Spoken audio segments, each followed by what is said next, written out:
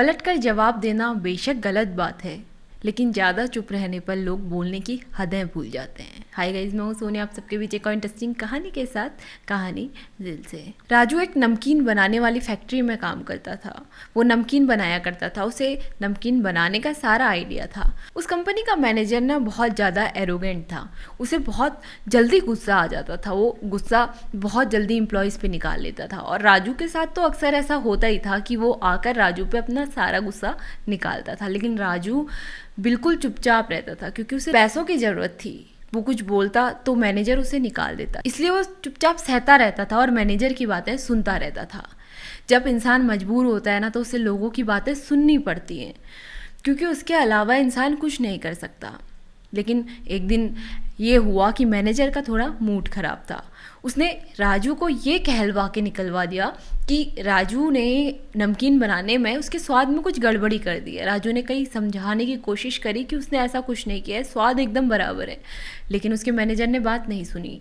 उसने उसे कंपनी से निकलवा दिया। राजू बेचारा बहुत ज़्यादा मजबूर हो गया था। वो बहुत परेशान था, उसे समझ में नहीं आ रहा था वो क्या करे। उसने बहुत सारी फैक्ट्रीज में पूछा था जहाँ पर नमकीन बनती थी कि उन्हें अगर कोई नमकीन बनाने वाले की ज़रूरत हो तो वो उसे बुला सकते हैं, लेकिन किसी ने भी राजू को अपनी वहाँ नौकरी में नहीं रखा, क्योंकि सब जगह फुल थे।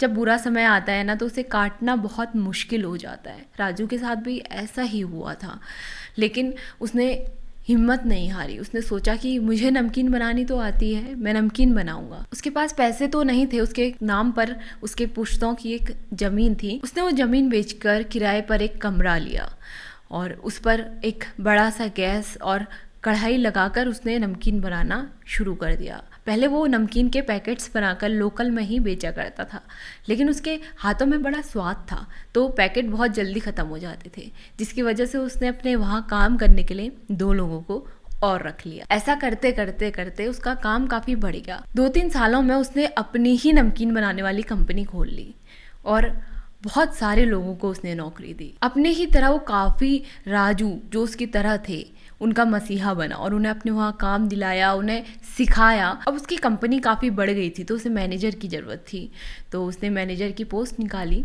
उसने देखा कि वही आदमी जो पहले उसका मैनेजर था वो आया। वो जो पुराना मैनेजर था वो राजू को देखकर थोड़ा हक्का बक्का सा रह गया। उसने कहा कि तुम? तो राजू ने कहा कि ये मेरी ही कंपनी है। तो मैनेजर थोड़ा सकबकाया, उसको थोड़ी सी शर्म आई कि मैंने बहुत बुरी तरीके से इसको जलील कर कर कंपनी से निकलवाया था, जबकि इसकी गलती नहीं थी। इस वजह से उसे बड़ी शर्म आ रही थी। उसे लग रहा था कि अब ये भी मेरी खूब बेइज्जती करेगा और मुझे यहाँ से धक्के मार कर निकाल देगा। तो ऐसा करता हूँ कि मैं यहाँ से पहले ही निकल जाता हूँ, इससे पहले कि ये मेरी बेइज्जती करे। लेकिन राजू का बर्ताव बिल्कुल वैसा नहीं था जैसा उस मैनेजर ने सोचा था। उसने उस मैनेजर का बड़ा अच्छे तरीके से आवभगत किया, उससे अच्छे तरीके से बात करी, उससे कहा कि मैं तुम्हें नौकरी दे रहा हूँ। तो मैनेजर ने कहा कि तुमने तो मेरा इंटरव्यू लिया ही नहीं, तुम मुझे सीधे नौकरी पर रख रहे हो। तो राजू ने कहा कि आपका काम मैंने पहले से देखा हुआ है, तो मुझे पता है कि आप अपने काम में कितने अच्छे हैं। तो उसने मैनेजर को अपने वहाँ काम पर रख लिया। मैनेजर ने सोचा था कि वो उसकी बेइज्जती करेगा, लेकिन जो अच्छा इंसान होता है ना, वो कभी भी बुरे समय पे या किसी भी समय पर किसी की भी बेइज्जती नहीं करता, वो किसी को भी नीचे नहीं गिराता है, इसीलिए वो अच्छा इंसान होता है। कभी कभी ना जिंदगी में हमारे साथ ऐसा कुछ हो जाता है जिसका हमें बहुत दुख होता है। हमें लगता है कि हमारी ज़िंदगी ख़त्म होने वाली है, हमारे साथ इतना बुरा हो रहा है, लेकिन वही चीज़ हमें आगे बढ़ाने के लिए होती है। अगर राजू को उस दिन कंपनी से नहीं निकाला होता तो आज वो उस जगह पर नहीं होता जहां वो आज खड़ा है। कुछ चीज़ों का होना ज़िंदगी में हमारे लिए अच्छा है।